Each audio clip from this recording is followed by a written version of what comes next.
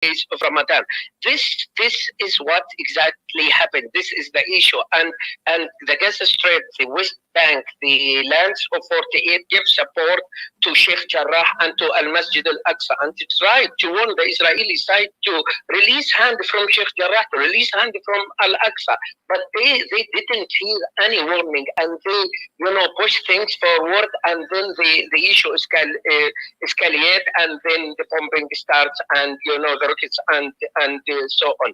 So I mean the Israeli tried to do all the time over the years of occupation to separate the Gaza Strip from the West Bank, to separate the Jerusalem from the West Bank, and to separate the lands of 48 from the unity of the Palestinian land, from the one unity of the Palestinian nation. We are, as Palestinians, in the lands of 48, in Jerusalem, in the West Bank, and in the Gaza Strip, are one unit. And all the Israeli measures over the years, over the last 7 decades, who did not succeed by any means to fragile or to broke this unity. And what happens in the last days, prove totally and 100% to the Israeli side that we are brothers, that we are one nation, that our aspiration over freedom and dignity is one. So we give support to each other, and that's why this battle, the Israeli tried to make barbaric destruction and bombing, because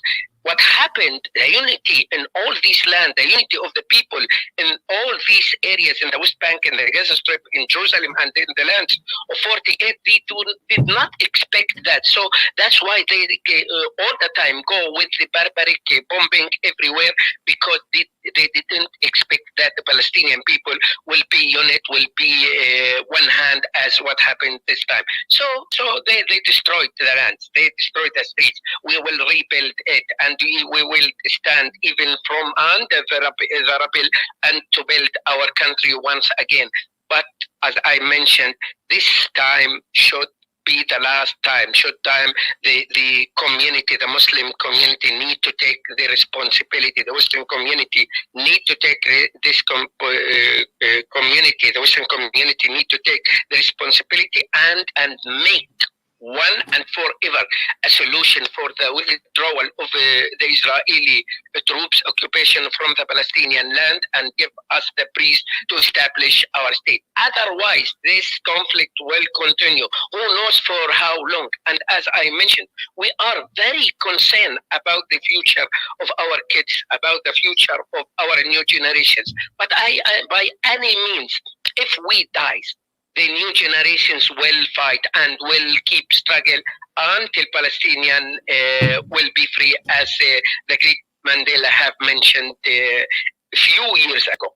Okay, Professor, my final question to you is, are the Palestinians saying that we want Israelis out of Palestine, the entire Palestine as it was pre-1948? We want them dispelled completely out of our country? Or is perhaps the two-state solution a viable option for the two parties concerned? Historically, Palestine is the land of Palestinians. This is a true and a complete fact. But if we are talking now, if we are talking at this moment, the Israeli have to withdraw from the lands of, at least from the lands of 67, and give all the lands with the whole settlements that they establish and create in Jerusalem and the West Bank, they completely have to be released, have to be removed, and give the Palestinian, the breath to establish their Palestinian state.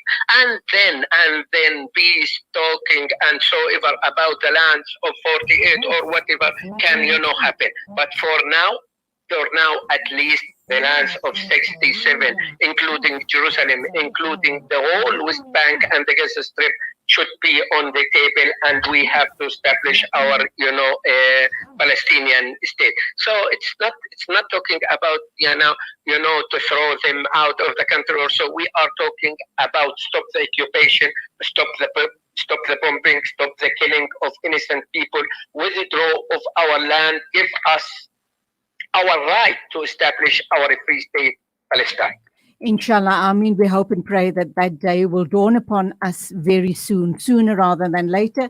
Good talking to you. Our du'as are with the people of of Palestine, inshallah, and we will talk again with you in the near future. Assalamu alaikum to you. It is exactly 8:43 a.m. That was Professor Said Elnamrouti, Professor of Strategic Human Resources Management at the Islamic University of Gaza.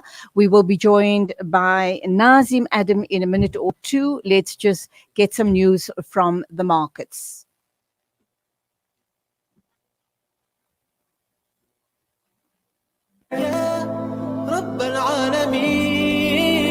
Listen to something fresh. Listen to Salam Media, your humanitarian broadcaster.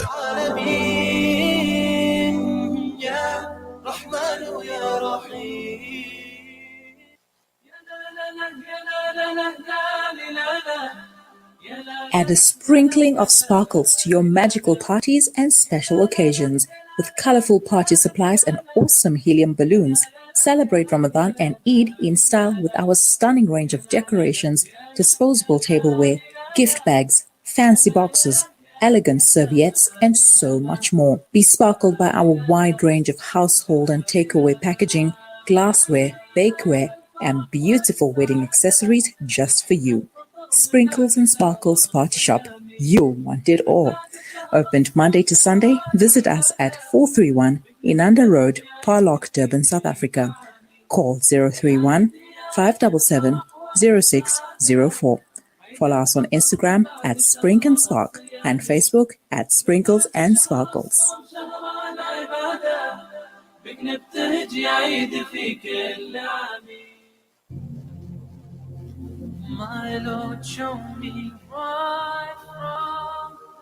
Huda SA is an organization that focuses primarily on assisting communities within the eThekwini region, by collaborating with existing Islamic centers, mosques and madrasas. Your contribution goes towards the uplifting of orphans and vulnerable children, including vulnerable families, by assisting with education, welfare, nutrition and maintenance of madrasas, mosques and Islamic community centers. Make the difference. Donate to our noble causes. More information is available at huda-int.org or WhatsApp or call us on 031 271 3049. My Lord, show me right from wrong. Give me life.